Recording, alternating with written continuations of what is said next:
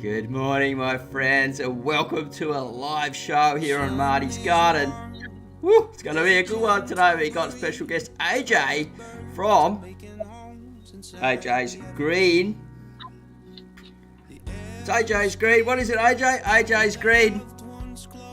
Hello, everyone. AJs Green Topics. Topics. That's right. That's why we've got this topic on. I'm just having a bit of a joke with you, mate. We are stoked to be here. Absolutely stoked. And I'm just going to get rid of the theme song. Cranking that song. I just love it. And, man, I tell you what, I was on AJ's show yesterday. And I said, mate, come on tomorrow. Let's do it. There was a whole little bit of a story about why he's on today. We'll talk about that a bit later. But firstly, the title. Worm farming saves you money during inflation. Now, I know we're a little bit early with this, guys, but what we want to do, not just rushing this morning, getting it ready. Look at that. Getting neat and tidy, Marty, right. Inflation. 8%, is that right, in the States at the moment? Is that what they're calling, AJ? Yes, sir, 8%. I don't know what we are here in Australia, man, but we are getting not far behind. I'm feeling it. I know everyone else is feeling it at the turnstiles, at the shopping centres. Let's not talk about gasoline yet. We're predominantly talking about saving money through worm farming, right? And sort of like being almost a way of being more self-sustaining in what we do by using our waste and turning into something wonderful, something valuable. And my friend AJ here, we've known each other for a while now, and he is an avid worm farming composting man. And so I thought, we should have AJ on the channel. I was on his yesterday, and I was supposed to be on his today, and there was a whole mix-up of the dates and everything like that. So we ended up getting worked out well. 2 shows in one. And a little bit early for me. We normally don't kick off this early in Australia, but we're trying to get across to a bit of an audience in overseas as well. So forgive me, Aussies, if I got you out of bed just that little bit early. And listen, if you want to support the channel, at the bottom of the comments box, there is super chat, super stickers, things like that. And if you want to take coming in and watching the reruns, or you want to go another direction, there's a buy me a coffee link there to buy me a coffee. There's lots of ways you can support this channel, and I really, really, really, really appreciate it. So I'm on my little software here, so I've just got to sort of get things going. And it says here, when does the live stream begin? Well, it's on now, my friend. We are here. We're just running a little bit late, like getting everything, little sound organised and stuff like that. And we got people rocking up. Bendigo Hobby Farm, LP, g'day mate. 18 bees, you made it. Awesome. And Eclipse Solar. Now, some of you may know my friend AJ here already because he does similar content to myself. Or you may not know him and you would like to know more about this man living overseas from me over the other side of the world. It's now 8:23 a.m. What time is it there, AJ? 5:23 p.m. 5:23 p.m. So wherever you are from around the globe, let's welcome AJ with a nice big applause, and then he's going to tell us a bit about himself. Hang on, let's get this. I turned the effects down. Oh, let's go again. The artificial crowd. We love you, AJ. Dig the t-shirt. That's awesome. Right. Tell us the name of your channel, how long you've been doing it, and what's your channel about. My channel is AJs Green Topics. I have been on YouTube for, I started in 2014, and I uploaded my first video, and I had all stuff going on. It was like how to grow on YouTube. I didn't know my niche, but I finally looked at analytics, and I focused on worm farming and gardening. And I've been doing gardening and worm farm videos ever since. So I've been steady uploading weekly videos on worm farms. And I just reached 2,400 subscribers. So I want to thank everyone for the support of my channel. Congratulations. Hang on. Any moment to pull the artificial crowd out of the ground there. They love it. They're around somewhere. I can't know where they are. They hide. And they come out when they sporadically feel like we need an applause. So, you've 2,400 subscribers. That's unreal, and you're really predominantly working hard now to improve your content and bring out the value for people, so they can actually like use what you're teaching and put it to good use and actually get something from it, get some type of benefit from it. And the benefits really, like, they are massive. Other than we're talking about using our stuff that normally just goes in the bin off to landfills, um, being used and turned into worm food, then becoming worm Yes. poop, and then being used as different types of arrays of fertilizers and things like that. So what I'm going to do is I just want to ask you a question about sort of like the types of, like, are you using all your kitchen scraps that come out, and is it predominantly just yourself or your family, or how much is it coming out of your house? I have a family of four, and I don't I don't put bread or pasta or stuff in my worm bins. I'll put that in my outside compost bin because I'm kind of intimidated by mites. You know what I mean? I don't want certain things in there, so Yeah. that's why I don't do it. But other people do it.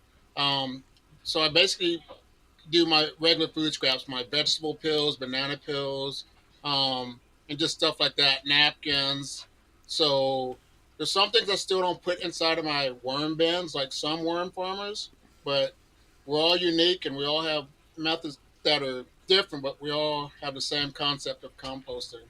Yeah, yeah, sure. So what I'm trying to get to here is you've got a family of four, right? So, Yep.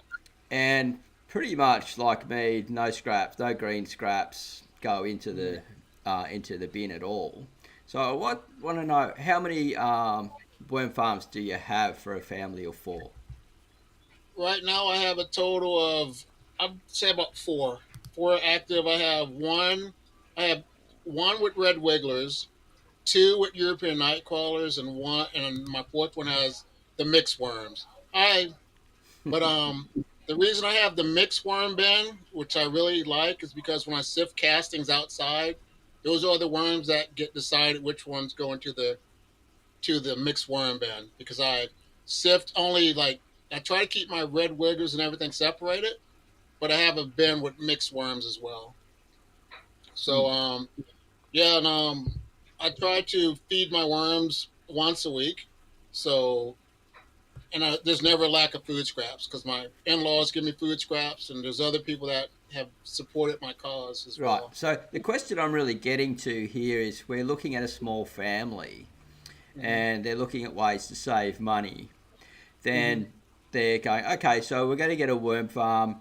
We've got a certain amount of scraps going out. Will that be enough to feed the Hmm. worms? I always say yes, because sometimes there's more. Sometimes our food scraps go over, and the worms aren't active and aren't hungry at that time, might be cold or something like that. Um, so a family of four, do you think they would get away with like two worm farms or one, or they need a composter and then a worm farm together? I'd, I'd say a family of four. I use Rubbermaid totes, and you'd be fine with just that size of a worm bin. Um, I kind of like jumped the gun and split my bins earlier, because you get anxious and you want more worms. Yep. But if I had just kept like when I started out with my 2,000 in there, it would have grown to the 248. You know how they multiply every 3 months, and I Yep. would have been able to use more food scraps like that. So either way, it's good, but take your time. Don't rush into, my opinion, starting a new worm farm until you have a lot more worms. Like I says, I jumped the gun and got anxious to get that started, but we have no problems. Our food scraps are always devoured weekly, so there's never a lack of food scraps. Yeah, so those food scraps over a period of time become a fertilizer that people can use in their garden. And when you've got lots of variety of different foods, you produce a lot of different variety of nutrients. And so you really very rarely need to go to the shop then and buy all these added things that you need. They say for flowering, they say for this, all marketing, right? But Yeah. the worm cast has nearly everything in it. If you just feeding one food, you might predominantly find there might be an imbalance. But a variety of kitchen scraps, you've pretty much nearly got everything. And then you've got the liquid coming out of the worm farm as well that you can use, for on your plants and things. So we're looking at, okay, so if they start off with one farm, the worms are building up, they're breeding, they can repopulate, you can start another one, a tote, which is super cheap, right, to do, like what you're doing. So I recommend if you want to see some tote farming, you check out AJ's channel for that. And then you can expand on it a little bit. That doesn't take up a lot of space. You can have a small space and still be going through your scraps. Um, do you chop up your scraps quite fine to feed them? No, I'm in the habit of now of just trying to freeze them and thaw them out. And for me, I think that works best because it breaks down a lot sooner. The worms can devour the scraps a lot quicker than. But sometimes there's bananas in there that did not get thawed and they're being thrown as well into the worm farm. But I Yeah. don't have problems. But I think for me, thawing's the best way to go. Okay. So just so I'm a non-thawer, I just chop up small, rip it up, throw it in myself. But thawing actually breaks down the molecules and things like that and helps separate it and becomes a faster food source. Also really good in summer when the farm's really hot. It can help things cool down the farm, and they can get to the food source much quicker. So we've got quite a few people rolling in here just saying g'day. So I'm just dropping your little hello comments down below as we're talking. Here with my special guest today, AJ, if you're just coming in late, from AJ's Green Topics. He's got a channel here on YouTube and currently at 2,400 subscribers, and happy to have him here today. He is quite an avid worm farmer in what he does and enjoys and very passionate. So you can see when you watch his videos and things like that, how much knowledge and passion he has to share with you all. So if we look at sort of the way of saving money, we're saving money on our fertilizers, and then we're actually like, you think about it this way, right? We buy our food and then we bring it home and then we eat a certain amount of it and a certain amount gets wasted. That really, to be honest, that wasted part is wasted money. People don't think of that, right? Because we try and waste as less as possible. And then what we're doing is we're grabbing that stuff that we're going, okay, little chopped ends or something that's gone too far in the fridge, or, any reason to have a little bit of waste. We're trying to cut down our waste as less as possible so we don't spend as much. And then it goes out into the worm farms, into a composting system. It's being recycled. Now, this is where the gold becomes, where a lot of people don't think a bit further than this. We're creating this recycling loop, right? So let's say we're planting a tomato plant, we're getting the compost out of our composter and some castings out of our worm farm, we're watering it down with our liquid out of our worm farm, the tomato plant's growing, and we go, oh, this is just great. Now, when the tomato plant's produced a whole lot of fruit for us to eat, a whole lot of seed for us to reharvest, so we've got new seeds coming through and new plants coming through. So we're getting thousands upon seeds. There's hundreds just in one tomato fruit. Then, as an example, all plants, we chop the plant and we recompost it again, right? So it's like, okay, so that plant, it's just nothing becomes wasted. We create this loop, and all of a sudden we're going, oh wow, this is like all those nutrients that are locked into that tomato plant are going back through the system again. And the system just gets better and better and better, more nutrient dense, more microbes, more great bacteria as we continue on this loop. And obviously we're still going in and grabbing some food from the thing, but as we expand out and our worm farms are expanding out because we're breeding more, our little gardens expanding out, we're saving more and more money. And I noticed with myself, as I'm about to expand out again now, I consistently put about 1/3 of my food from my garden on my side of my plate. And, and that food at the moment is mostly leafy greens and salad sort of stuff. So there's not a lot of waste. I go out, I pick what I need, and then I put it on my plate. So when I buy from the shop, I buy what I need. Some of it goes bad before I eat it. I throw it out. So we're actually, by gardening in that way, we're saving money in that way. So do you have anything like that you'd like to share about the process of the turning that worm cast into a nutrient and then using it on somehow, You AJ? definitely you hit everything on point. I can't like really say much because you hit a home run on that one. But the I good think thing too go on. the good thing now about having worms is now is the season to start gardening, and I have a lot more use for the like the leaves or whatever the whatever the crops are. I can add that to my worm bin as well. If it's a bad, like I said, a bad tomato, you don't have to throw it away. You can feed it to your worms and make fertilizer as well. Yeah, yeah. So what are you growing now coming into your season? Just let us know where you live too. That'd be helpful. I live in Iowa. We're Zone 5A, but right now this year I'm trying to grow kale, cabbage. I have lettuce, cilantro's growing right now. I'm gonna try blueberries and whatever. We're gonna try carrots and a couple other things. So I'm really new. I really wasn't focused on gardening until I became focused with my worms. Now I'm gonna take time to weed the garden and take care of it. I'm not gonna take shortcuts anymore Yeah. because Okay. it's a Yeah. better cause. It's interesting that you say that because there's a lot of people out there that actually are novices or not novices, enthusiasts is the better word for just worm farming, and they do it just because of that whole production cycle and the waste thing and things like that. And then there's a lot of everyone I speak to, they're like, "What do I do with all this stuff now?" Sort of thing. And yeah, and people think, "Oh, but I don't have time to do something else." But just a couple of pot plants with some herbs, you'd be Mhm. surprised. Like a couple of pot plants of like basil as the summer's coming on.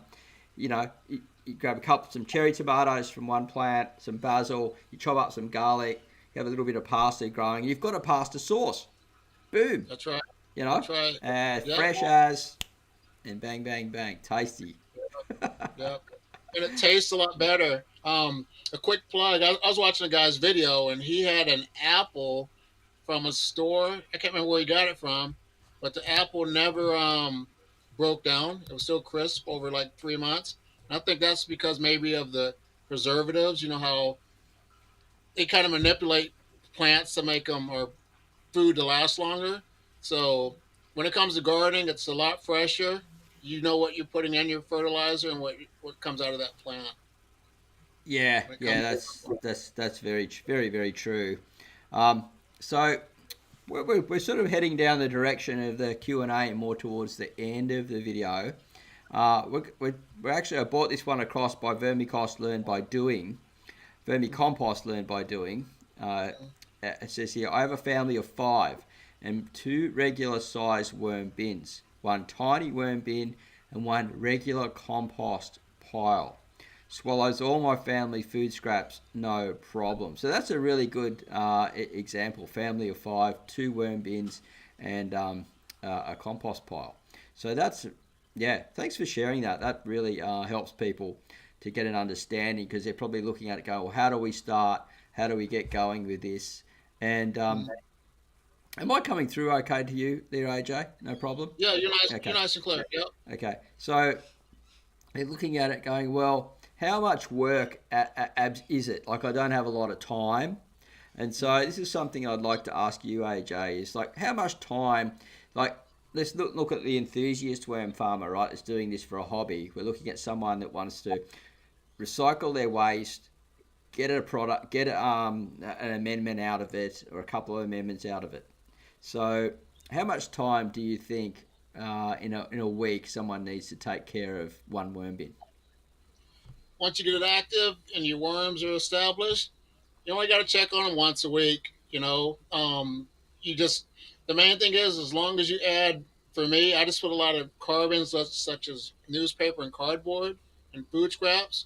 They'll be able to eat all that. So that's the cardboard's an extra food source. So just check on your worms once a week. And if you're like going on vacation for 3 weeks, just add a lot more cardboard and paper, and you'll be good to go. Your worms will be fine. Yeah, Yeah. yeah. Okay, so like once a week is predominantly depending on your climate and everything like that. I guess if you live in a really hot place, you need to cool them down, time of year, that type of thing. But on average, yeah, I check mine every few days. A lot of people check them every day, you know. But But we got to Marty, make sure we keep it moist, right? Just they've got to stay moist. I keep mine inside. So, like you said, it depends on where you have them. It's different, but mine are in the basement all year round. So that's what works best for me. But like Marty says, check on them maybe every 3 or 4 days. It depends on what setup you have. That's a really good point. So indoors, yeah, less fluctuating temperatures, and yeah, you have to check on it less. So that would save you a bit of time and a bit of work. Outside, yeah, there's a bit more sort of things change and fluctuate more. So you probably have to check it, twice a week minimum, sort of thing, just to make sure things are okay. But yeah, I really like that's a really good point that you can keep them inside and as long as once the worm farm's established, there's no smell, AJ? So So, there's no real problems with it. What would you say creates a problem in a worm farm, like the major problem that people have regarding smelly worm farms? if you overfeed your worms and there's too much food in there, it can become anaerobic, where the worms aren't able to eat the food scraps. So overfeeding is definitely a problem that can make it stink. Yeah, so how do we solve that problem, AJ? Keep it simple. Feed them less, and make sure you bury your food scraps underneath your bedding, and that'll help prevent the smell. Because once your bin is running right, you can put your nose in there and it'll smell like dirt. There's no bad odor at all. Yeah, yeah, awesome, awesome. We got a comment here. Recycling our food in wormeries from Owain's Worm Farm is regeneration of soil to grow more food. It's the circle of life. 100%, totally agree with that. And so, will you do any? Do you think you'll do any gardening videos on your channel now? That you're moving into gardening a bit more, AJ? Yep, I've started. I just started purchasing more raised garden beds. I'm going the metal way instead of the wood because the wood Awesome. decays. That's what we So do I in have Australia. two. So I have two little mini 4 footers outside that are going to be started, and then the more compost I get, I can go like 8 foot because I'm not going to spend money on compost when I can be able to make my own.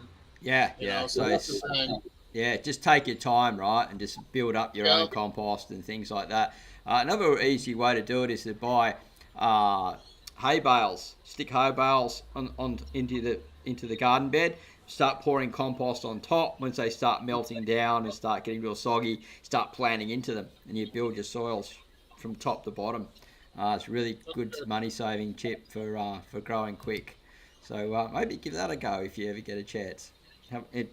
Depending on how much hay bales are at the moment, right? The That's greener right. life, carbon farming with worms, creating wealth in soil. Totally, totally. I'm going to be talking more about that on my channel, about organic gardening, building soils, and saving money and saving the planet at the same time, getting that carbon locked down into the ground. Really important. But today we're talking about worm farming, saving money during inflation, and what I want to do now is have a little bit of fun, and we're just not going to steer away from too much from the topic. But I want to. What is your number one money saving tip that you reckon you could share with us, AJ? It could be anything. Do you Try to have one? use what you have. Yeah, reduce, recycle. Try to use what you have instead of buying other things, such as like a 5 gallon pail. I did a video where you could use the 5 gallon pail as a potting plant bucket, or you could use it as a worm farm as well. So there's ways to use your instead of spending money, you have resources in your house. So see what you have first, and then if you don't have something, then go buy it. But Yeah. a lot of Okay. people, if you go around town, a lot of people throw away totes and all that stuff, because to one, how it is one man's trash is another man's treasure. Yeah. So recycling, reusing, repurposing, instead of spending. Right. That's a good That's way to go. right. I reckon. Good way to go. I've got a pair of my like really good shorts out of the local second hand shop here. They're brand new, still wearing them. Well, not the ones I got on now, but yeah. Actually, sometimes I could sit here just in my undies. No one would even know, right? And I've just got to have my Marty's Garden shirt on here to see the logo. So here we go. There, Miriam Biana. Hopefully I got that pronunciation. Hey, g'day there. How you going? I share that obsession with 18 bees. He said talking about having too many worm farms. Never have too many, mate. No, never have too many. Or it's it's what you can manage. Like if you can manage more, go for it. I say. I started a worm farm 6 weeks ago. Haven't harvested any wormware yet. Is that normal? Okay, I'm going to hand this one over to AJ. When it comes to the worm weed, first of all, I have to know what type of system you're using, and but a lot of times, sometimes we just put too much moisture into a worm bin. Like, say you have a 360, the worm tower. If you just keep pouring straight water through the through the top and it drains down, that's kind of like just too much liquid. But there's a way that people make worm tea, and they like use molasses and put them in stockings and then brew the content. I've never made worm tea, but there's other videos out there. Marty probably has a video, so I'll let you finish this question up, please, sir. Yeah, okay. Well, I actually have a members area on my channel for the Worm Wranglers Level 3 guys, and I teach a whole lot of ways of setting up your worm farm exactly right to make a worm drench, which is not so much a worm tea, it's much easier, and it's a certain type of bedding and the way we build the farm. So when we pour water in, it actually leaches through. It's not a leachate, so let's get this right. It's not a leachate. It goes through the bin as a drench, and you pick it up down below and you reuse it. And so, yeah, it's not technical, but it's not really the topic. That would be a whole topic for another show. So, yeah, you can check that out. But it's a worm drench, and you build the worm farm a certain way. Just so you know, the stuff that drips out of your, say, tiered worm farm in a tap that's leaching through slowly, that can be anaerobic and not so great. But when you learn the drench method of pouring the water through into a system, that's how they make a lot of worm teas now in Australia. Um, it actually grabs the mucus off the side of the worm, as well as it takes some of the nutrient out of the casting and out of the bedding as it sort of goes through. And it takes a little bit to set them up at first. But once they get going, yeah, they're great. But in a tote worm farm, we generally keep a bin drier, right? It's not about collecting tea so much. We're keeping it from going. My systems are more about putting more water in and collecting the tea. So we've got two lots. So there's different ways to worm farm, and everything's different for everyone. Well, So that hopefully that answers the question there. But so yes, it's normal, and no, it's not, depending on which way you want to go. Hopefully that didn't confuse you too much. Hey, we got a it's a little bunny ears, thumbs up almost. Right on, we got 18 bees. Everyone, people are having a chat in here. Super Sly Fox, one. Oh, how's that for a name? We got to give that an applause. That name, Super Sly Fox. I love that. Because foxes are they're sly little things, but they've got that sort of like cuteness factor to them too, though, don't they? Like we've got dingoes here where I live, man, wow. and that's a whole different story. We could have dingo lover, something like that name or something. I don't know. Getting off topic here. Hello all, and Marty, Rick, the lane. Good on you, Hey, mate. Marty. Yeah, Marty, can I go back to Sly's comment real quick? yeah, Question. sure, yeah. Um, the thing that I Oh, liked sorry, about I didn't. Oh, I got so carried away on the name. No, you're fine. The Forget thing it. that I like about her comment is she has a small tote right now, so that means there's potential to go bigger. So use what you got. Never feel bad, because it doesn't matter the size of your worm farm. As long as you're starting now, we're both proud of you for that. So good luck, and thank you for the Yeah. journey that you're on. I Thank you. totally agree. Start off small, build out. Always the way to go. Always. Hello and all, Rick Delane. Yep, we got this one. Wayne's Worm Farm. How do you keep yours from getting too dry? Hang on, I'm going to read this out again. Question: how do you keep yours from getting too dry, keeping them inside? That's obviously for you, AJ. Mhm. Well, for me, mine being in the basement, there's always condensation of moisture in my bin, so I never have a problem with it being too dry. But I think that what's it called, a dehumidifier, if that's what's in your basement, if I'm correct, that can cause your bins to dry out. So if you don't have a dehumidifier in your basement, you won't have problems, but you need a dehumidifier to balance out the moisture. So it's just hit and miss. So if it's drying out, just keep like weekly checking it or whatever, and adding more water to it to keep it moist.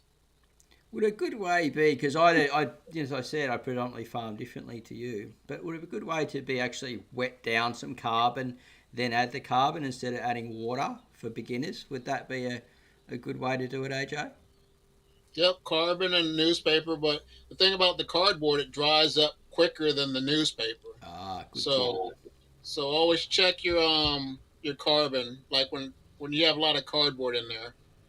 So that's just a tip that I experienced. Yeah, you're right. It does dry out quicker. Yeah, good tip there. The cardboard. Green of Life. I've not had to buy a bag soil for at least 2 growing seasons. Well, congratulations. That is Awesome. exactly what we're talking about here. That is so cool. And Superfly Fox said, yeah, wow, that's awesome. Well, you can really get there, and it does save you a lot of money doing this type of thing and moving away from, it's just another form of being self-sustainable. And a lot of us, like in the big cities and suburbs, I live in it. I've got a little back block, and my yard at the front's probably way too big for what I need. But I preferred if my house was more forward, and then I had the backyard. But like for small places, apartments and townhouses and all that type of stuff, it's actually a way to you become a little bit more self-sufficient by composting and super composting with worm farming at home. And it's not as difficult as what people make it out to be. Some people just overthink it too much, I Yeah. believe. I just want to say we've got 17 people watching, 18 people watching now. It just went up. 12 thumbs up, 1 thumbs down. Boo for the thumbs down, I say. Well, maybe they made a mistake and it was supposed to be a thumbs up. Right? but, but, what we do in here is we play this game. So the amount of people watching, we want to have more thumbs up than the amount of people watching. We're at 12 thumbs up at the moment, 17 people watching. So if you haven't given us a thumbs up yet, please do. What it does is it pushes the algorithm out, letting YouTube know this is a good show, people are enjoying it. And look, if you did the thumbs down and you're still here, I forgive you, no problem. and hopefully we don't get any more of those in the near future.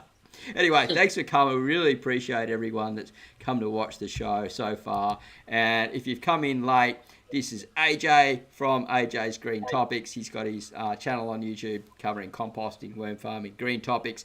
And there is a link in the description to his channel if you want to head over there and check it out at some stage, which I suggest you do. Right, that's Nana's Worms and Garden. How's that name? Let's get Nana across. Get free food grade buckets from restaurants. Ooh, let Nana, come on, feed that on. We want to hear more about the food grade buckets. How do we get them from restaurants? Are they ones they're throwing out? We want to hear more. Rick the Lane, repurposing things are a great e-saver. If you see anything here, AJ, just stop me and we will comment. You're good. I got to Ooh, pop up. good idea. I got to mute it for a second. I got to pop up. Give me a second. You're right. $1 Aussie Homestead. Hey, mate, my favourite Aussie homesteader down on the Central Coast there of Australia. Here's Nana. I can hear you okay, AJ. Everything's good. Yeah. If there's a question, let me know. I got a pop up. It won't go off my screen. I'm like, okay. Okay. Nana's Worms and Garden. I use the free 5-gallon buckets as in-ground worm bins and store bedding and casting. Some people use them as worm bins. Nana's come with the goods here. Have you ever tried doing an in-ground worm farm yet, AJ? No, I have not. I have not at all. Ah, well, that's your next thing, mate. I'm going to be getting in touch with you in a while when you start your garden up. We want to hear Okay. about, yeah, man, you got to do it. It's the Okay. next step to going exactly where you want to be. Now, that has come up with a great point here. These 5 gallon buckets, 10 gallon buckets, they're awesome. You drill a whole lot of holes in the bottom. You can even take out the bottom if you like, drill holes around the side. You have a lid for the top, drill some holes in the lid and around the side, so good vacuum airflow. Bury it down about 2/3 into your garden. Put the compost worms, the bedding in, bit of food, and a little bit of sort of like leaf litter over the top, or a little bit of straw or something like that as a blanket. And you just water that. The water goes down through the worm farm, out through the sides, and you plant your plants around the outside of your worm farm. So the whole thing is this central feeding system, and the worms will go back in because you're feeding into the worm farm in that area, and they'll move in and out. And as they breed up, you get too many, they move out into the garden. And that's where you got to keep your garden. A lot of compost in your garden, a lot of mulch in your garden. They breed up, and man, boom, you've got an instant fertilizing garden. So Nana, we're going to give you an applause there in the background here. We love you. We salute you with the artificial crowd. Okay, Nana's Worm Farm and Garden. Donald's Aussie Homestead. Hey, Donny. Yeah, some people are just saying hello to each other in here. Yeah. I'll tell you what, Nana's cranking today. Don't use pickle buckets for worms. They don't like the smell, and washing buckets don't seem to work too. I guess maybe if you give them a good rinse, it depends on what's in the bucket, so just be aware of that. There's lots of sort of things going in and out. It's a very good point. Let's have a look at this one. Oh, thanks for that comment. The tote is full with worm casting. Harvest ideas. There you go, AJ. Harvest ideas. What do you reckon? Um, okay, when it comes to harvesting, which way do you want to do it? There's 3 ways to do it. You can either just dump and sort, or you could just put them into the garden.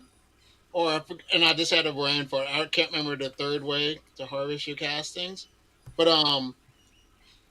just to have. I mean, you're gonna have to find. You gotta let them dry a little bit, and you're gonna have to sift it with something, and just keep adding new bedding and restart the cycle. Like I says, I'm sorry I had a brain fart about the third way to No, harvest that's your okay. castings. Mate, what about this way, AJ? Now, I think I'm pretty sure you've done this before, because I don't do this, 'cause I farm differently. But have you ever Mhm. done the split farm, like in the tote, where you feed one end? Yep, the migration Can method. you That's explain that? That I think that would the be really helpful. okay.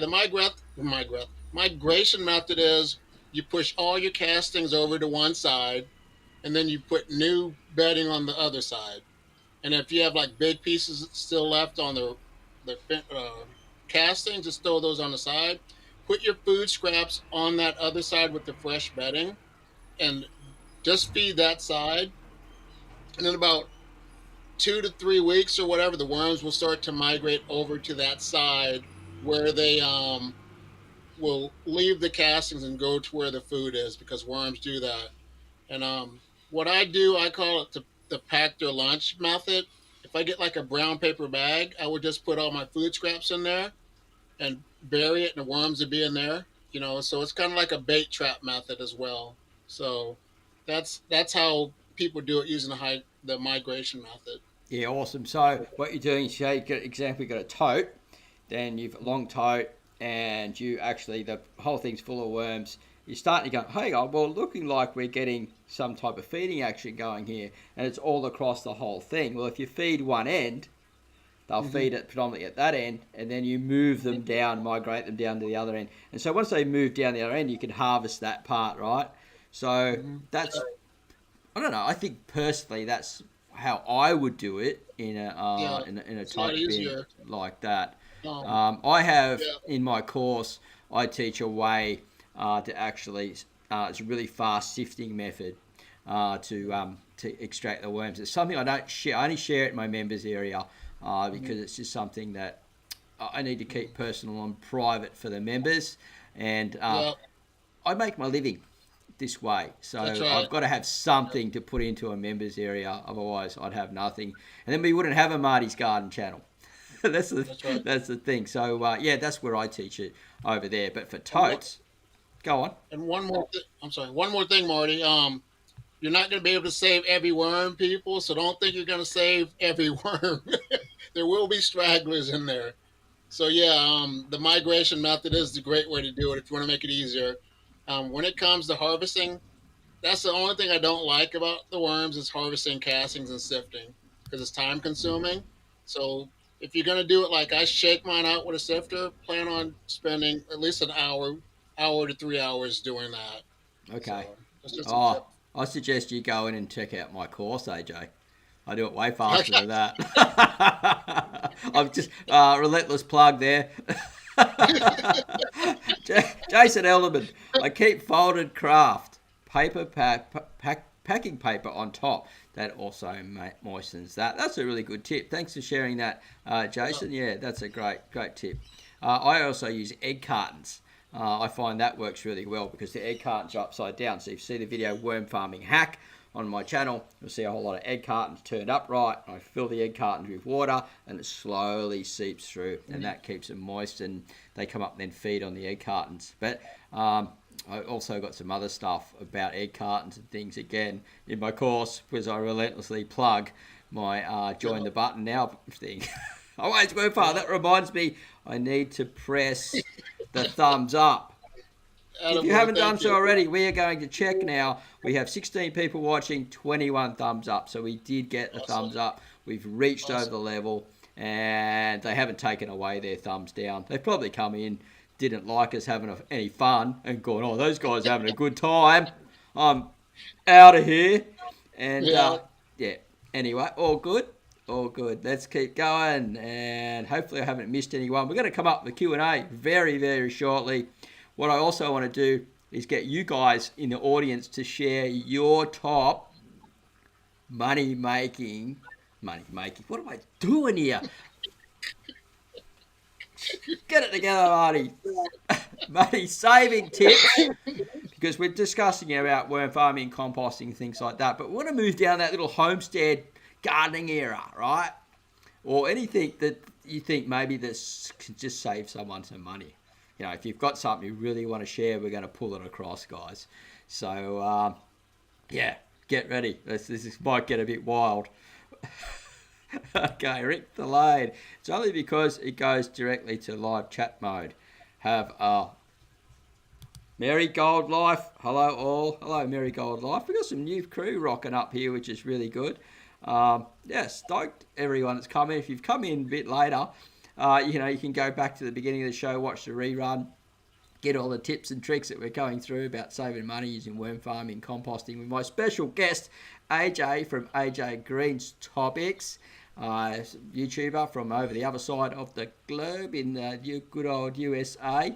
And yeah, we've got together to run this live show for you guys and to welcome AJ to the channel and introduce you to Marty's Garden, from Marty's Garden. Now, Nana's Worms Garden. Yes, sometimes in restaurants bring in mayo and peanut butter. So we're talking about those buckets, right? So Okay. stay away from the paint and thinner buckets too. That's probably not a good way to go. Now, as we're getting the old thing, now we got our first super chat for the day. Now, if you want to support via super chat, it's at the bottom of the comment. Really makes a big difference for this channel here. And 18Bs. Look, I've actually got to just do the artificial crowd. See? We've been feeding them Chupa Chups and red lollies this morning, so they're actually a bit more excited than usual. And they can't stop. They just don't want to stop. They don't want to stop. Shush now. 18Bs. We know we love the 18Bs. They said yes. He is an awesome channel, man, about beekeeping. Now, this is another way, again, about saving money. But 18Bs does a little bit different. He does, like, more wild methods, like in logs and things like that, and puts, oh, man, I don't even know the terminology for all these words, but he puts, like, the polyprene or something around like the wax or whatever that they make it around the outside of the hole. He makes sure they're okay in winter and Oh, that's awesome. Mate. Yeah, oh, it is awesome. It really is, man. It's if you're into, and you're a naturalist, you just love it. So check it out, and thank you so much, 18Bs. Um, Love it, mate. Really appreciate it. Rick Delane, only cover the migration area, the harvest area, leave uncovered to promote the worms to move to a new site. And um, Mhm. some, you can do it with some special foods as well, AJ. What do you reckon? Like, if you really want to get them to move across a bit quicker, what can you feed them?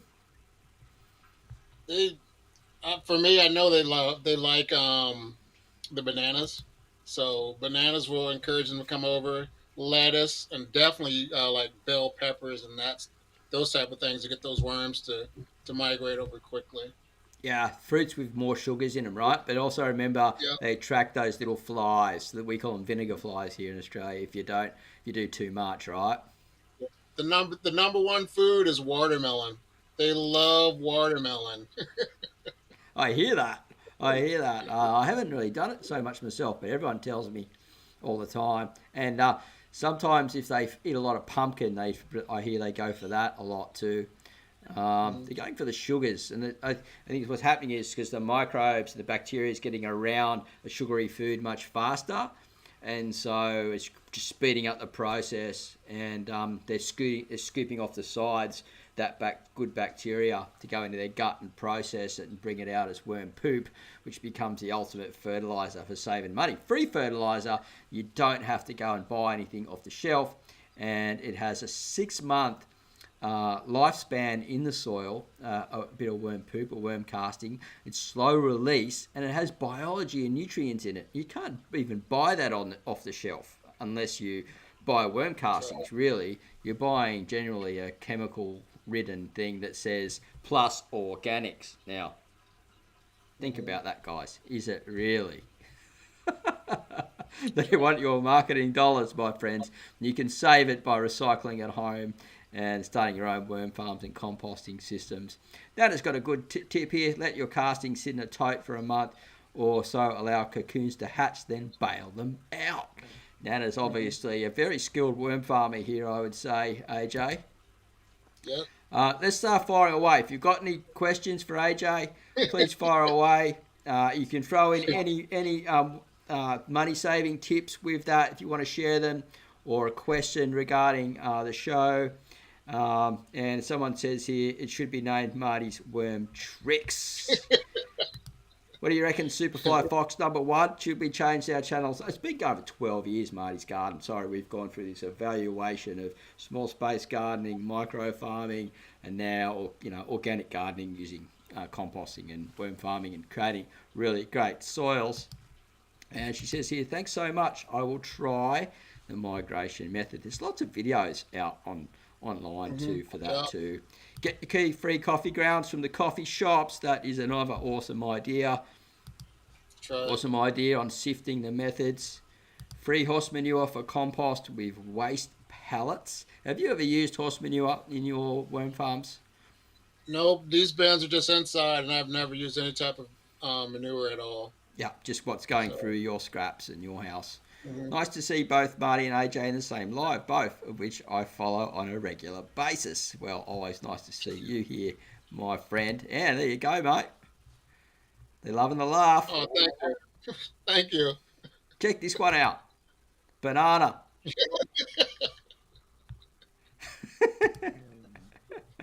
Never seen that one before. That's a great one. Now, remember, if you've got any questions, any worm farming questions, any gardening questions, or you've got something that you would like to share regarding money saving tips, it doesn't have to be to do with gardening, but we try and stay down that sort of homesteading area. Or maybe you dry your bananas, something like that. You know, you buy it. I don't know. You buy something in bulk and save it a certain way, things like that, because people that are watching this predominantly are becoming, they maybe moving into the homestead or creating a mini homestead like what I have, and think, I can't do that. I don't have enough space to do that. It's just like, you can, believe it or Yep. not, you can do a lot in a small space. And I've got a lot of old videos you can watch that um, over time. So we got a good question for you from 18 bees. How long has AJ been worm farming? I'd say for about 6 years now. 6 years, and I got to throw something out there. Yeah. If you come to my if you ever come to my channel, anyone take can't out of your vocabulary because we can do it. So can't is not in the dictionary. Remove it. Yeah, cool. So just give us a bit of people that have come in a bit later. We did have to talk about the beginning, but let's talk a little bit about your worm farming journey, mate. So, why did you get started? How do you feel like after you just started to learn the problems that you encountered and where you are now? It's just weird. My ideas are spontaneous, and one day I'm like, how can I stop wasting my garbage? Because I hate the smell of garbage when it's in a bag and how it stinks. And I started watching videos. My first YouTubers that I watched was Marty's Where and London's Garden. So I started watching you guys and learning more about worms. And then I told my wife that I was going to get involved with that. She looked at me like I was crazy, and 6 years now down the road, they're in my house, and she knows that the worms don't get out, and she sees what the food scraps do once they're processed, and it helps to cut costs. So having my worms over the last 6 years has been a great journey. I have no complaints whatsoever. So I would recommend and encourage everyone to start a worm farm. You can live in an apartment or you can live in a trailer. It does not matter. Everyone has the chance to do this, and it's a great cause. So, what problems like did you encounter at first? My first major problem was I kept my worms outside in a tote, and in Iowa it can get down to 50 below, and my worms froze to death. Wow. So I felt like crap because I killed an investment, and then I snuck them in the house, and then my wife didn't want them in at first, but now, like I said, she knows that they won't get out, and like I tell people in my videos, they won't crawl upstairs and get in your bed with you.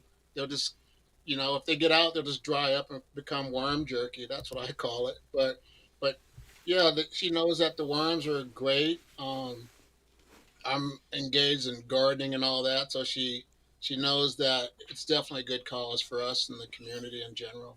Yeah, yeah, awesome. I'm stoked that you're moving into the sort of the gardening side and starting to use that wonderful waste that's, like, and people think, oh, ugh, rubbish, but we're turning it into something what a lot of people call black gold, right? Because it is so, and it's going to become more and more popular over time, worm farming, because the councils are now saying we don't want this going off to landfill. We want you recycling your waste on site. If you're going to have to do that, you're going to have to deal with companies that are going to take it away. It's actually going to cost you money to deal with your waste in the future. Mm-hmm. And also, we've got this rising inflation at the moment.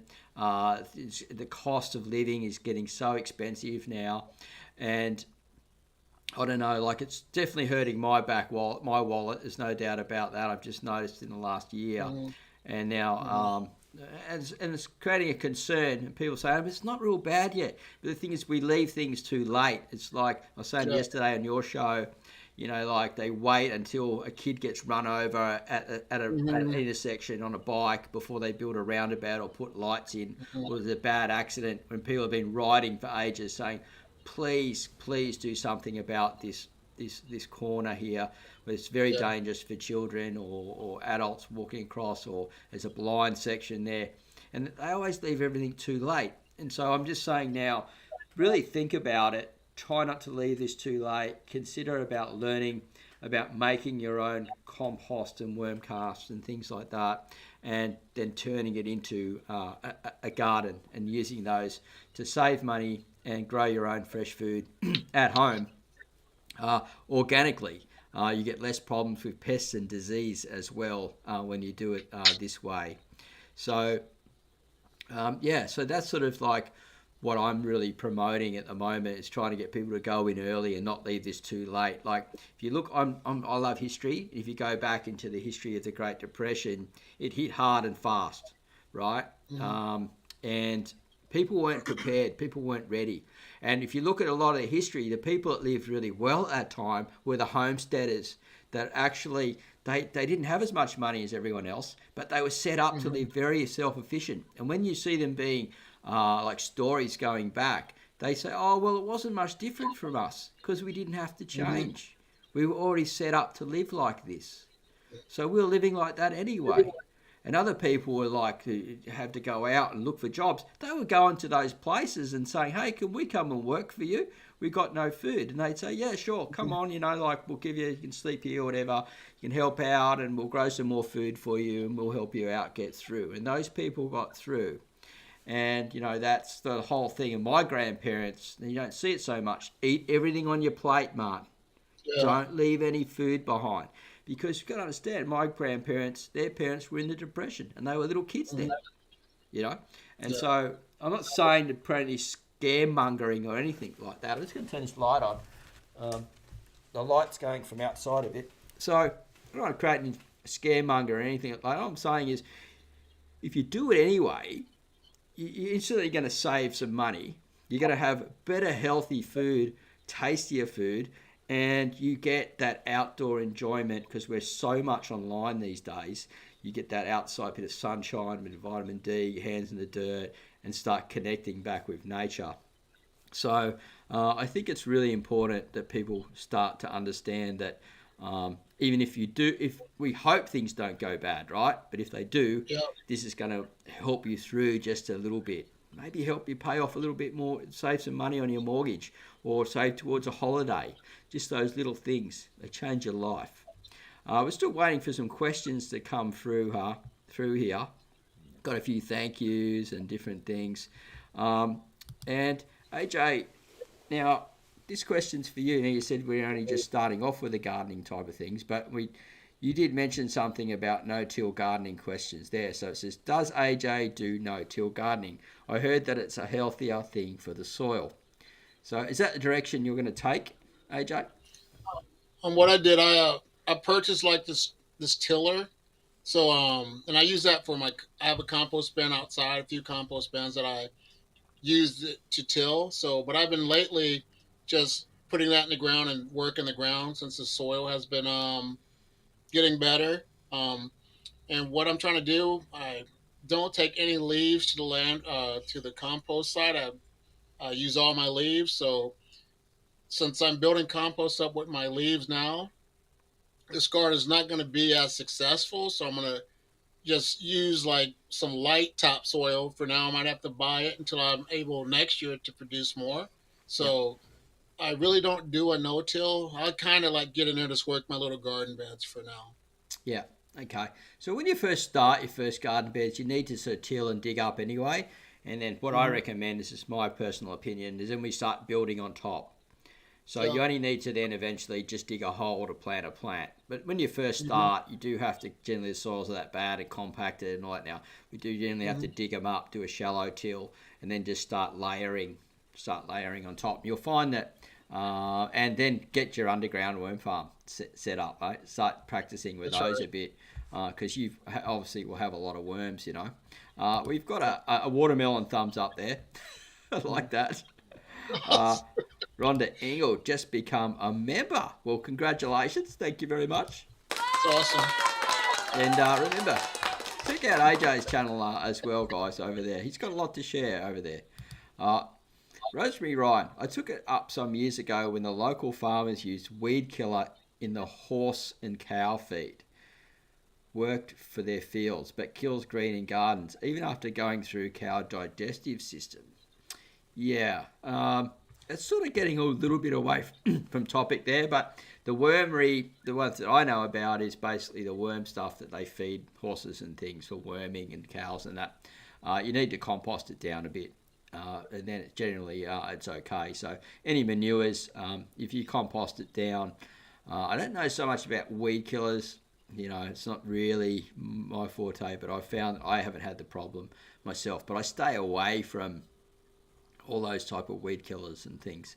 I'm not too sure. Maybe that was someone was talking about that in the comments area, and I just pulled that across. But what we've got here now is something from a Wayne's worm farm, and we'll feed this one off to you first, AJ. Would both of you consider us worm keepers citizen scientists, or is there another name for us as a collective? We're scientists, and like I said, we're farmers, and because we're always looking at the benefits of composting because there's a science, the nitrogen carbon ratio and how things break down, and that's why I'm really fascinated with how the vermicomposting and the composting methods work. Awesome. So I think we can take this a little bit further. The science of composting, right? So let's discuss that a little bit while we're getting our questions coming through. So remember, we're in Q&A time, guys, so please feel free to ask any questions. We're going to go a bit over time today if AJ's okay with that. You okay if we keep rolling, AJ? We normally only go for an hour. We've just gone over, but we haven't really covered Q&A so much. So this question to do with, he said both of us. So yes, I would agree with AJ and say we are scientists. A lot of the time I wish I was a soil scientist. I love the concept of getting in and looking into the microscope and understanding what's in these soils that we're using. And worms is just a part of the soil web, right? The great soil web. It's one part of it. They play a huge role, and it's one part that we can control. So once we sort of learn how to farm these guys and breed them up and spreading the word out, we're actually like helping people improve better soils locally in local areas. And when they're doing that and improving their soils, and I'm sort of teaching people to only dig once to get their garden established and then just layer on top, so you lock that carbon into the soil. And this is where the new science is showing now that it's the carbon. So it's carbon's coming out of the atmosphere with the photosynthesis, going down into the ground, and the plants are then sharing that with the biology down below. And that is actually creating the food source. So then the microbes and everything are there going, okay, we'll take some of this and we'll give it to the plants. And the plants is also talking to the mycorrhizae and different things. The mycorrhizae sharing sugars as well. So that's the fungal network. And so when we dig, once we've got an established garden, we destroy that network, right? This is the biology, the brain in the soil, the living system. And when we dig, we actually kill that system and turn it into what I call a blood and bone again, which is a nutrient source, which the plants can then use, but they've only got that. They don't actually have the access to this memory network down below. Now, the fungal network is amazing. They actually has some type of brain, and it knows how to like fight off other things that are attacking it, and how to sort of like talk to plants. And it's, I know it sounds all airy-fairy and all the whole lot, but there's a big science behind it. And so with worm farming, we are actually becoming a part of that science. And like as AJ said, observing it, and then we're actually taking control and helping that along.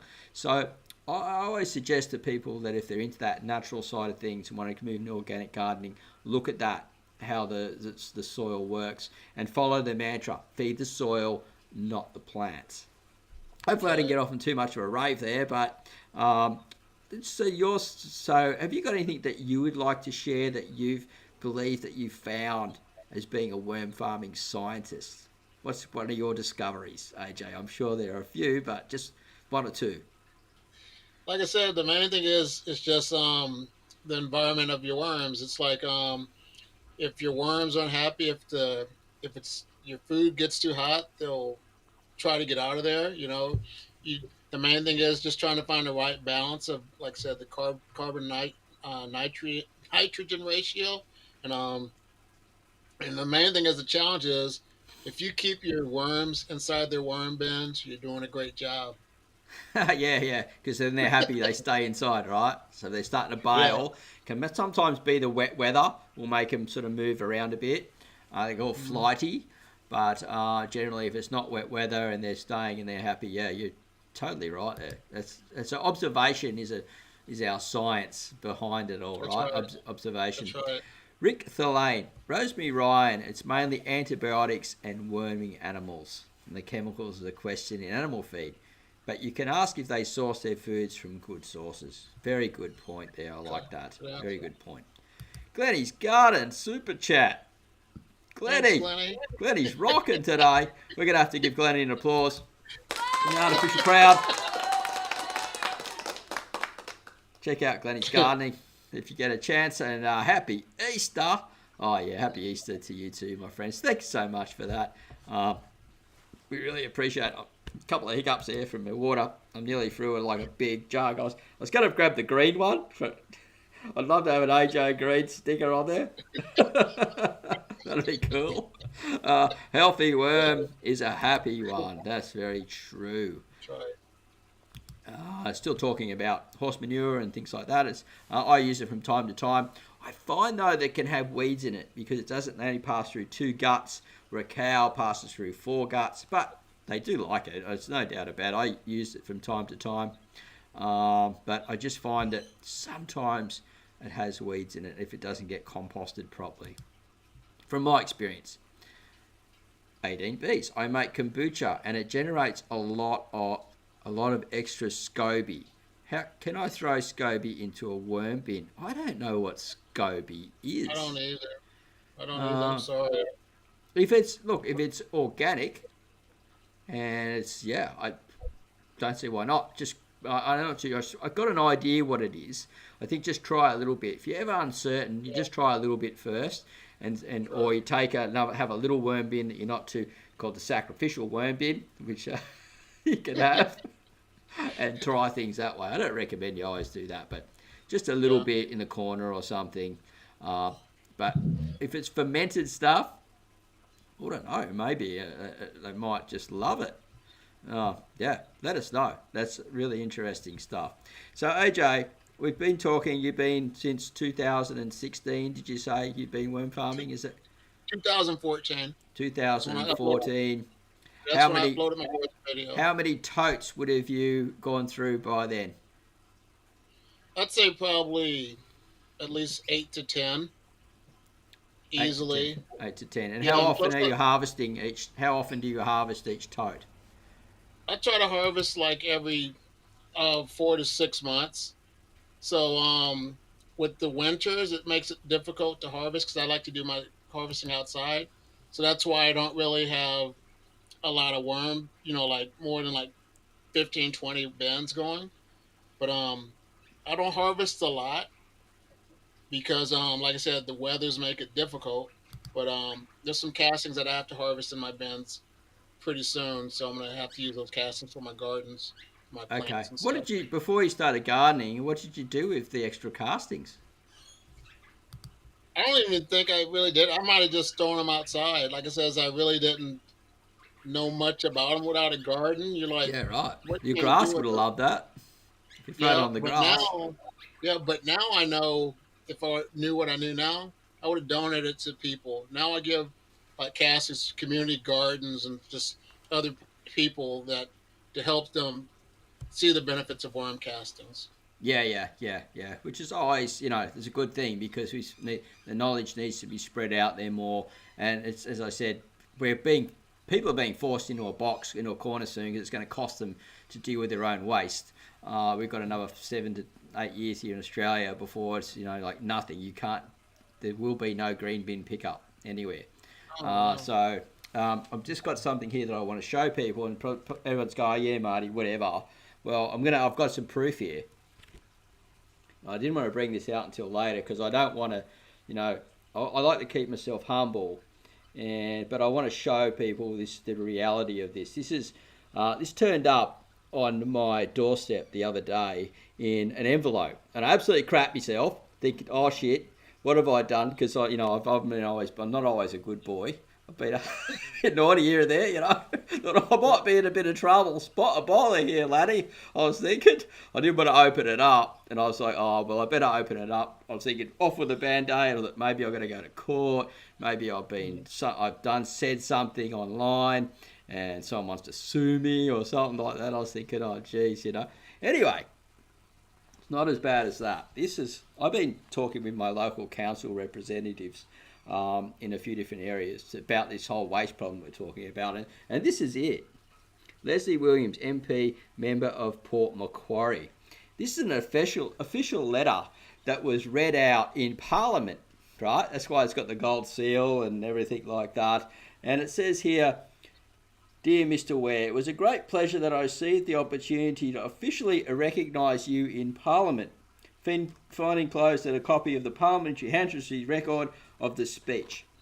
And so it goes on about the talking about my collection of bio waste, the education to people, and how I'm getting other businesses on board to think about their bio waste and things like that. So, yeah, this is happening. This is the real deal, and I am speaking with people there. But I don't want to fall down the line of being a huge composter. I want to stay an educator, and they want to push me down that line. But I'm going to stay here online and push this thing through this type of thing, but just showing what's happening, what's possible, and what can be done. And so I've got people very interested in me of helping this solve this problem for waste. So it is going to be happening. We are going to be pushed into a corner, and worm farming and composting and thing is going to be a bigger thing of the future. Now, Mary Gold Life has something here that she would like to say, and she says, I guess you don't want to talk about worm farming as a business, maybe off topic.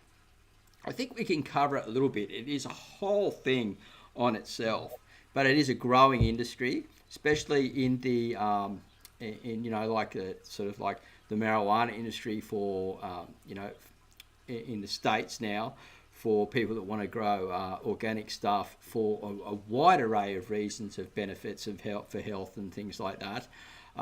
In Australia, we're way behind that still, but that will come forward. So in that industry, it will play a very big role. It'll also play a very big role in people who develop products around the businesses, such as cafes and things like that. They're going to have to deal with their own waste. And then also people are going to have to breed up these numbers of worms because there's not going to be enough around. There's not enough around now, right? Worm farmers sell out all the time, and it's a seasonal thing because they go, hang on, well, it's too cold now, they're not multiplying, or depending on where the climate is, or it's too hot now and we can't send them out because they're dying in the post, right? So there's all these things that we're sort of like building up. And so the local worm farmers, as they pop up, like myself, you'll be able to go and see someone like me. I don't post out online. But you'll see someone like me and go, oh yeah, Marty, I want to get a few thousand for my system at home, which I have from time to time, and then I'll sell worms sort of that way. They don't go in the post. There's no mailing problems. There's no, I get an order and say, give me 2 or 3 days to get it together, things like that. So there's lots of problems that need to be solved, and unfortunately, it's not taught in the universities here in Australia and things like that. It possibly will be.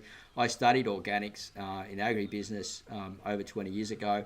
They didn't even have that in the organic section then. They may do now. So I feel it's before, if you asked me this a few years ago, I'd go, it's a planing industry, but now we're talking, it's not going to be long now where we're going to it'll look like microgreens where they just, it'll start going, and it won't become, microgreens is a bit of a fad that's sort of like gone up and then sort of leveled off. This will just keep going as long as we live here as a population on the earth and we find other ways to manage our waste. I can't see any other ways at the moment if we want to turn our waste into something wonderful. There might be other ways they're going to burn it and it won't shoot off carbon. Who knows? But I think as far as making money goes, it is going to be a good one because worms multiply. So let's ask you this one, AJ, for people that don't know about the multiplication of worms. If we start off with 1,000 worms and we've got a great worm farm, where could we be in a year? Let's say they multiply every 3 months. I got to get my fingers out to figure out the math. So after 3 years, after 3 months, you'll have 2,000, and then 4,000, and then 8,000. So within a year, you can have at least 8,000 worms, which is equivalent to maybe make it 12,000. You can have up to about 12 pounds of worms in a year if your bin's running successful. Yeah. That depends on the size of the bin and stuff as well, though. Yeah, the bin's the multiplication and also the success of the bin, your temperature, climate, all those things. Mm-hmm. But the maximum potential could be every 3 months we're doubling, sort of thing. You know, some people say tripling. I sort of look at Yeah. doubling, the double method, if things are going really well. And yeah, and then you can, so in business we need scale. So once you understand about having to scale the growth of the compost worm, so this is another way we can save money is actually we can actually make money on the side as a little sideline business while we're doing this and growing our own food and doing sort of something similar to what I do actually. It's pretty close to what I do. So yeah, it shows to show. But I also run a YouTube channel at the same time, which is a part of my income these days. All right, so hopefully that answered your question there. We've got another. If you haven't thumbed up yet, please do, guys. We've got 13 people watching, 24 thumbs up, and one. I'm not going to say that.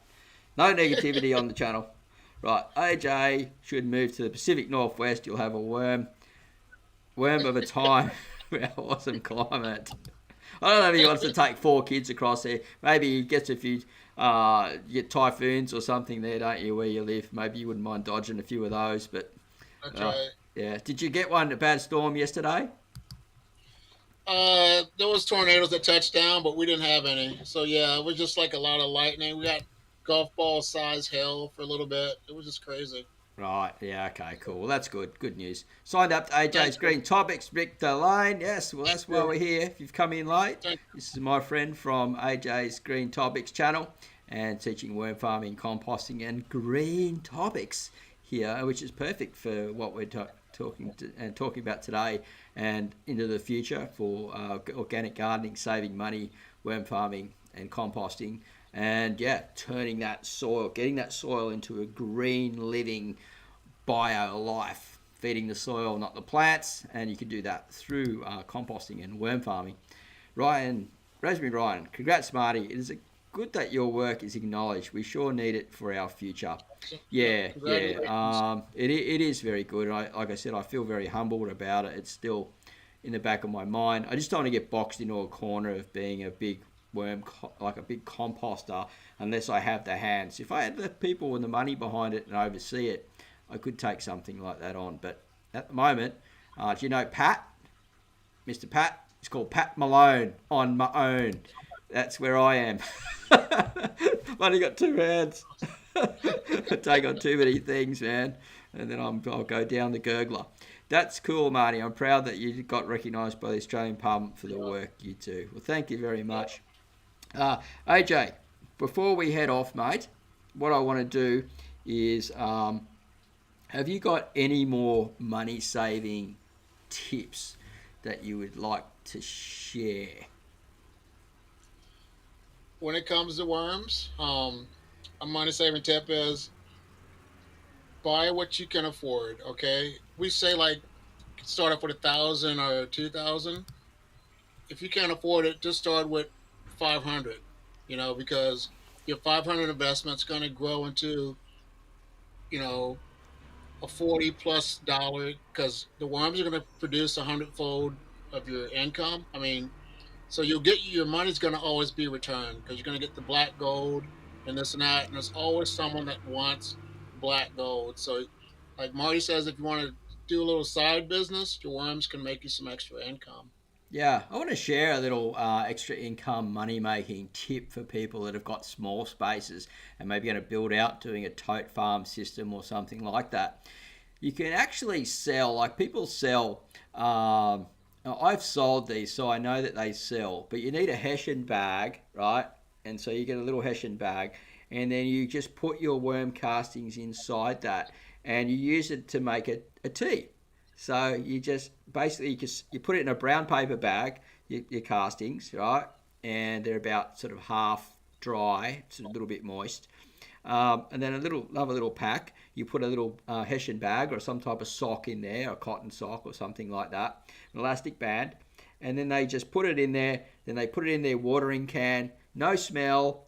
They can use it indoor on their plants. Like the cats drink the bottom out of it. It's not going to hurt them. You can put it all over your plants. You can spray it over your plants.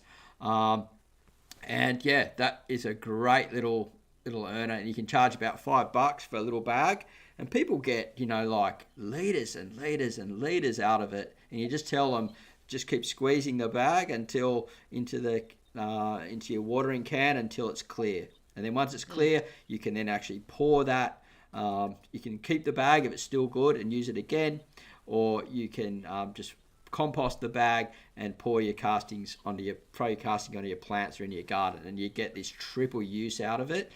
And yeah, and people will come back and buy that again and again. You don't go buying that crap from the from the shop that's in a plastic bottle that's going to get thrown Mm. into the bin and all that stuff. Use something that's recyclable over and over and breaks down and never doesn't affect the planet in any way.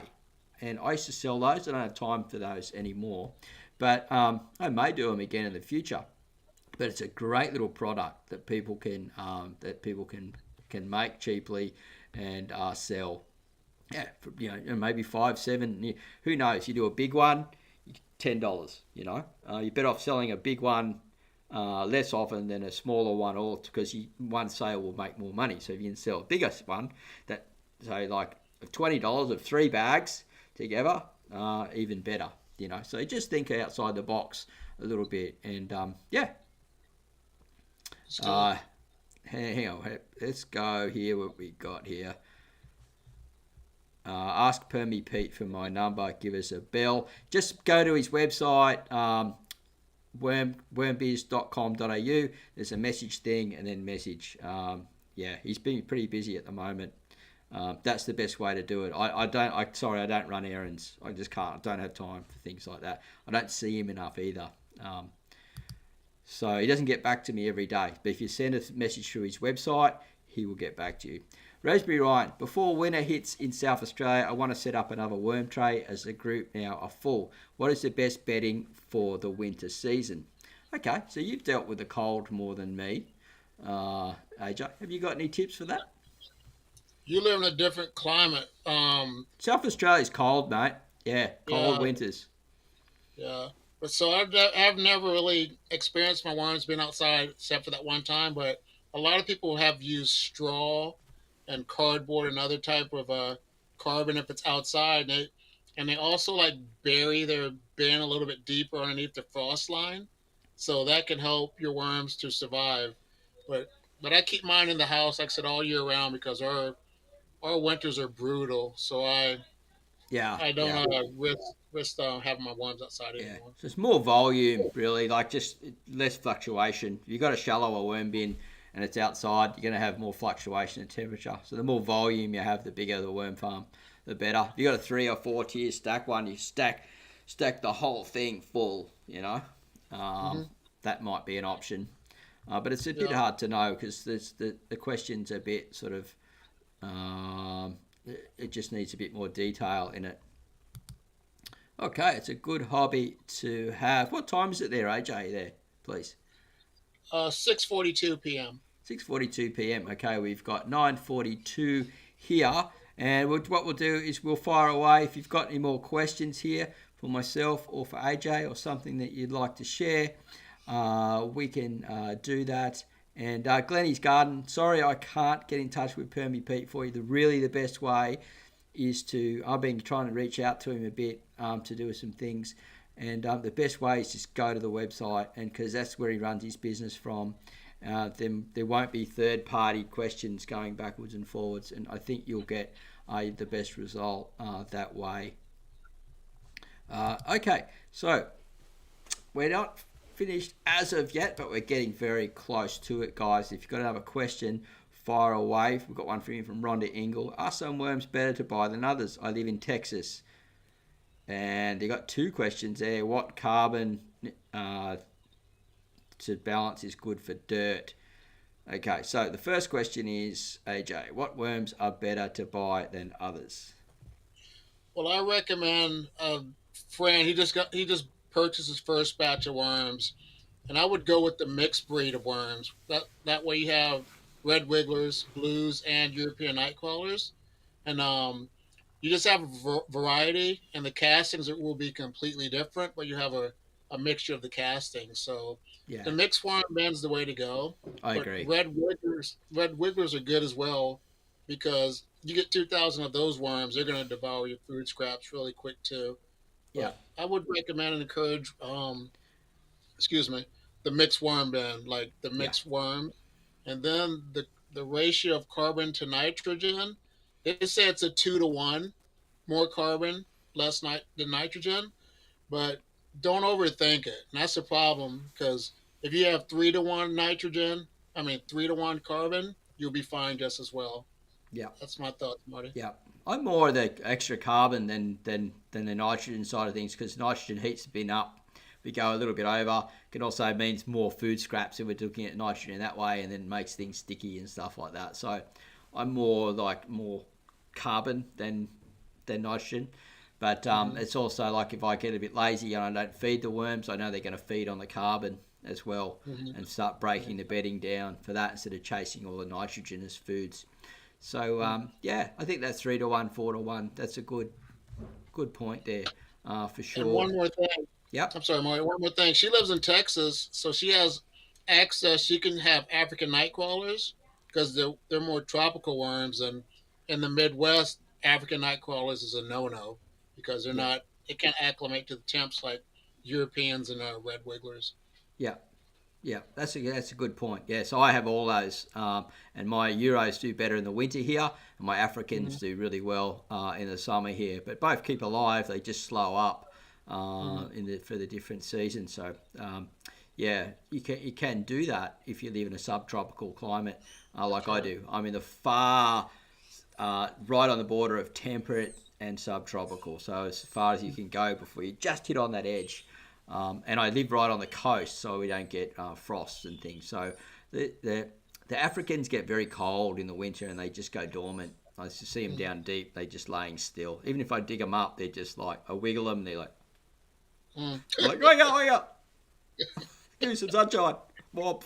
But if I create a hot compost system, then they stay fine all year. They find the spot on the edge of the hot compost outside my windrow, and they just hang right where they want to be, and they just go right through that whole year, no problem. It's only when my compost gets cold in the Hmm. winter that yeah that they do it. So she says here, where do I buy them? Uh, do you know somewhere in that area which might be a good place for her to buy them? Yeah, I have a few links on my videos in the description box. I'm an affiliate with Uncle Jim's Worm Farm. They're in Pennsylvania. I have Mimi's Worm Farm. She's in Georgia. Then also give Northeast Worms a plug. He's in New York. And then there's a garden worm lady that I'm not affiliate. So that's 4 people that you can look Is into. But Northeast Worms, are you affiliated with him? no, I'm not an affiliate. But I got some Europeans from him. Right. Um, Okay. but he slowed down because he works by himself. Yeah. So he's like when you said the temperature, he doesn't sell worms at a certain time, but Yeah. he's Yeah. another guy to look into. Really Yeah. good guy. Cool. So if you want to So support AJ, you can go through one of his links there, and he'll get a small commission for that.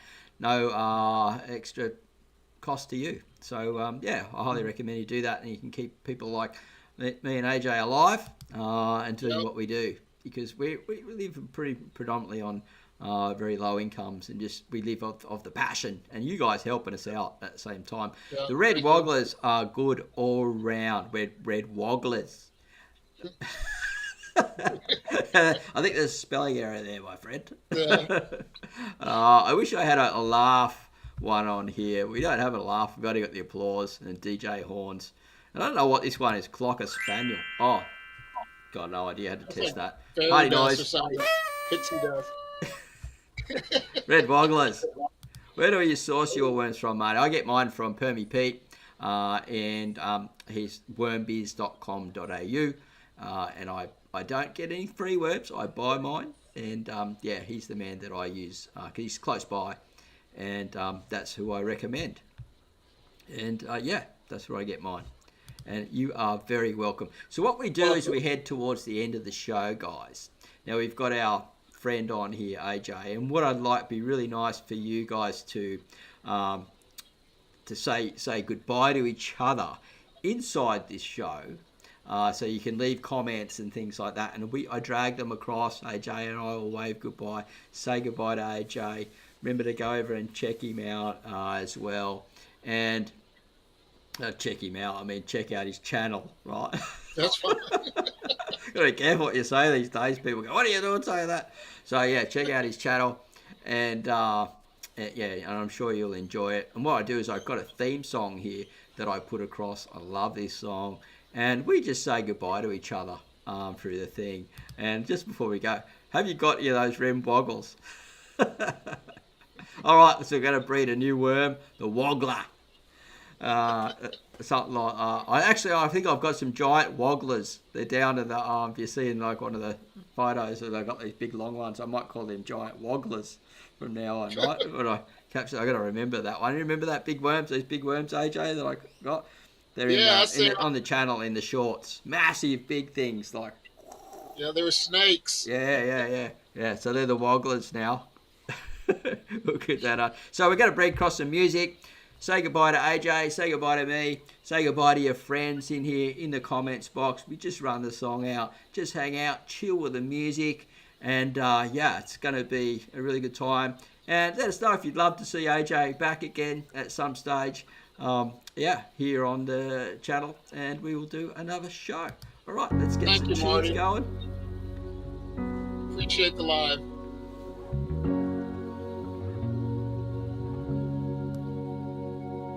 The sun is warm, there's a gentle breeze. All the birds are making homes inside the evergreen. The air is clear, with our loved ones close. You can pick out every star. You can say goodbye, AJ. I'll keep quiet. Oh, okay. So beautiful to see how we have changed. Oh, thank you, Nana. In time, you know, everything we've lost comes on again, and I will grab onto your arm a little stronger than we were before. I've missed your face. Has it been that long? Looking forward to a fire and a sing-along. Let's stay the same as the children grow, and teach them all the simple things we thought we used to know. Awesome. So beautiful to see how we have changed. In time, you know, everything we've lost comes on again, and I will grab onto your arm a little stronger than we were before. In a word, in a day, we are all brand new. Thank you, appreciate it. That we're fighting for. I'm proud. Appreciate it, Glennie. Thank you. That we always held out hope. So if you grab onto my arm, let's take a walk until the sun gets warm. In time, you know, everything we've lost comes home again, and I will grab onto your arm a little stronger than we were before. Wow. Just an awesome time. What an awesome time. Thanks so much, everyone, for coming in. I'm just making sure I've got the thing. We've got what is AJ's channel. Let us know what your channel is, AJ, before we go. It's AJ's Green Topics. There's a link in the description if you want to head straight across there, or just search it in Google. We want to thank you again so much for being on the show. Hopefully we can maybe even get you as a monthly guest. That would be really cool as I build up my guest list. That'll be a permanent guest that will come onto the show. That would be really nice if you might consider that one day, AJ. And Thank you. that would be really great. We can keep updates on sort of what's going on for you there as well. And yeah, look, stay safe there, mate. Hopefully you don't get any bad storms this time of year. And That's right. And lots of blessings to you and your family going into this Easter.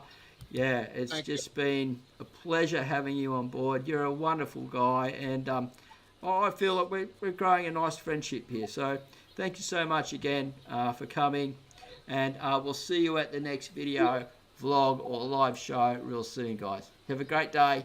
Happy everything. Happy Easter, and God bless. Bye for now.